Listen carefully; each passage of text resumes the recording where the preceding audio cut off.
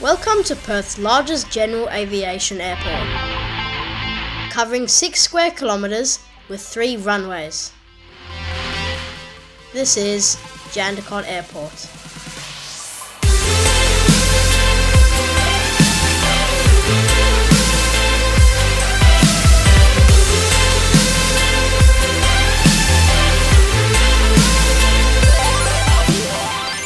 Coming up, we get an exclusive interview with 2 flight instructors, an incredible scenic flight around Perth, as well as access to a student's first flying experience.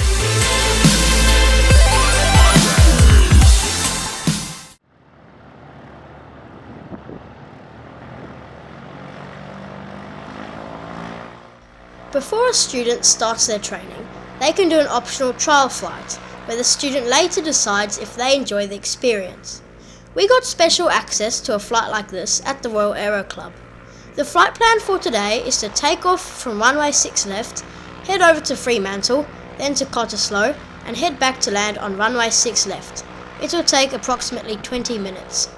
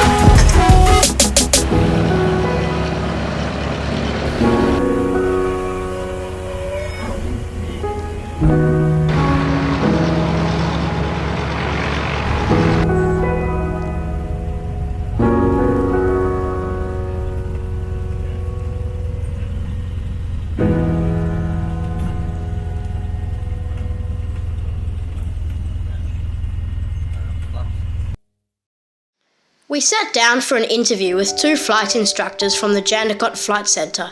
Here's how it went. For me, it's probably the freedom that you get when you take off from the runway and all of your problems on the ground just vanish, and you have to focus completely on the task at hand, which is to fly the aircraft safely.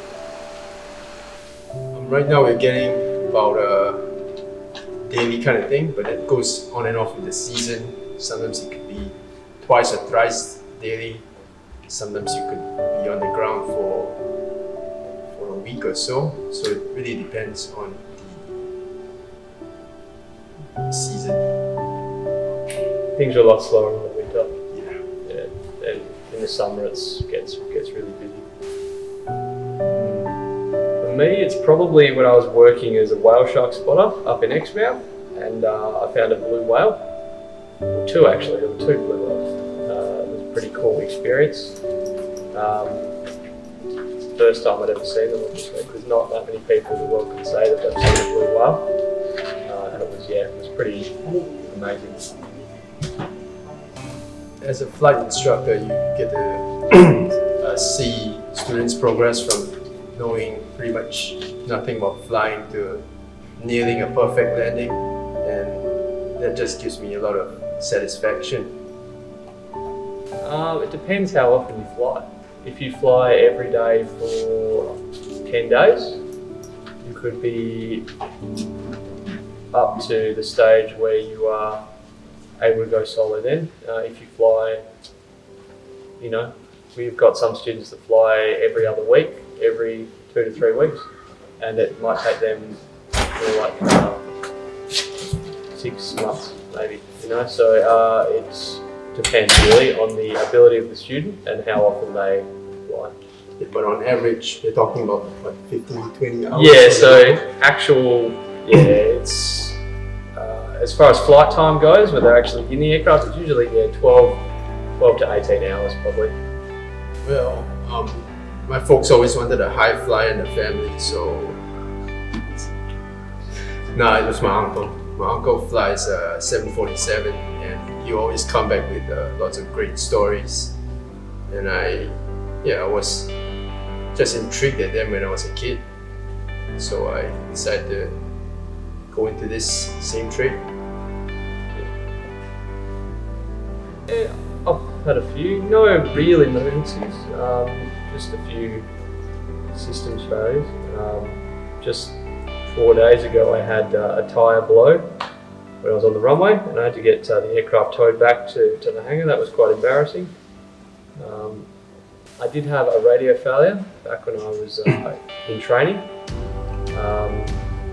Not a big deal, you just have to communicate with the tower. They'll actually shine a light at you, basically to let you know if you're clear to land. Which is pretty cool. Other than that, I'm not sure if I should talk about it. Yeah, I've got one when I was flying in Camden. As I was coming back for landing to the airport, the entire avionics system. Avionics is a fancy term for electronics on the aircraft. So the entire avionics system went out. So I was unable to communicate on the radio. All my instruments were gone, and I couldn't deploy my flaps. So that was quite a memorable experience. Yeah, but it landed all okay, all safe. In the end, if the engine of the aircraft is okay, chances are you will be fine. Plane can lose everything. It can lose the avionics, it can lose the radios, it can lose the flaps, and if it can fly, then it can fly. You don't really have any issues. So. Yep. Cool. So this is my bag here. In this pocket here, I've got maps and other things like that. Basically, the equivalent that I use to navigate. In the main part of the bag, I've got my iPad. Yeah. I've got a logbook. There it is there. And I've got some information on the different aerodromes around the country, basically. And then in the front pocket, just things like, what have I got in there? I have a fuel drain to drain the fuel from the aircraft prior to flight to check for impurities, basically in the fuel. Just some chargers and stuff. There's a torch here as well, if I have to fly at night. Things like that. I think as pilots who have flown quite a bit, we tend to forget that the student is still in their learning phases for the most part, and sometimes we set somewhat unrealistic expectations instead of doing it step by step. So yeah, in terms of instructing, it's something I tend to find it a challenge. You take for granted what you know compared to the students. You have to expect that. You have to put yourself in their Yeah, shoes. basically. Yeah.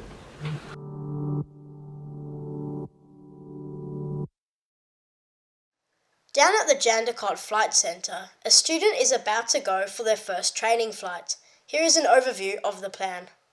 The flight tomorrow is going to be basically a effects of controls flight with a new student who I only just met today. Effects of controls is the very first, the lesson that the students will do first, and it's basically just a very broad introduction to the primary controls of the aircraft and how to apply them to fly the aircraft, basically. So if you have a look here, the yoke here is the steering wheel of the aircraft.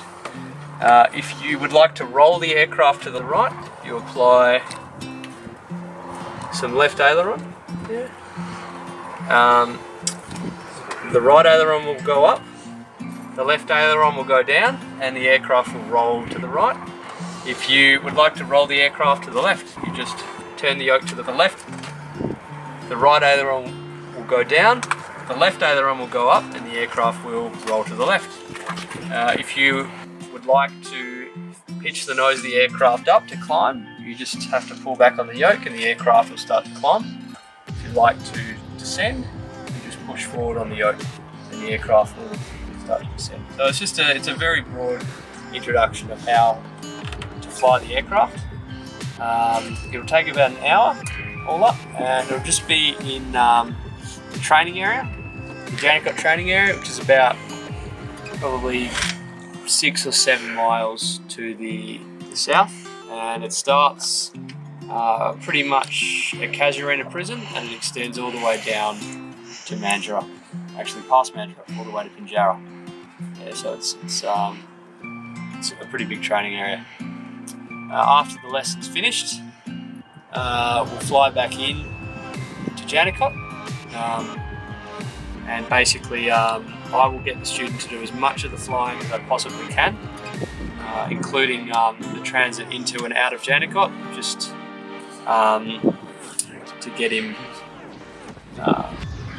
basically just flying as much as I possibly can. Because the more practice he gets, the quicker he will pick up these things until the approach. And because it's his very first flight, I will do the approach and the landing myself, because I wouldn't expect a student to be able to land the aircraft on their first flight. The landing's probably the trickiest part.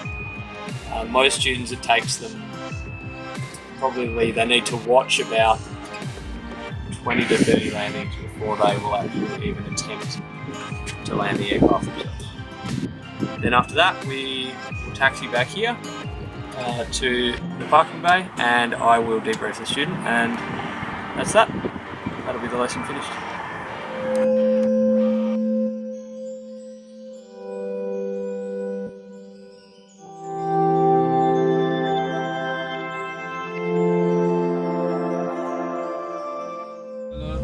Clear props. Good. Have it on the throttle.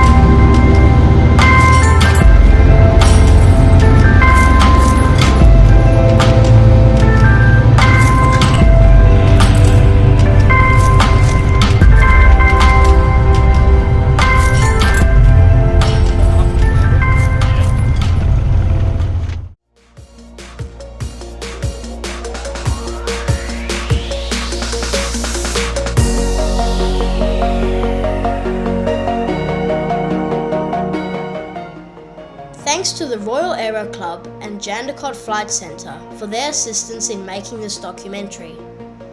The student pilot on the trial flight has decided to pursue training at the Royal Aero Club and will be getting their licence soon.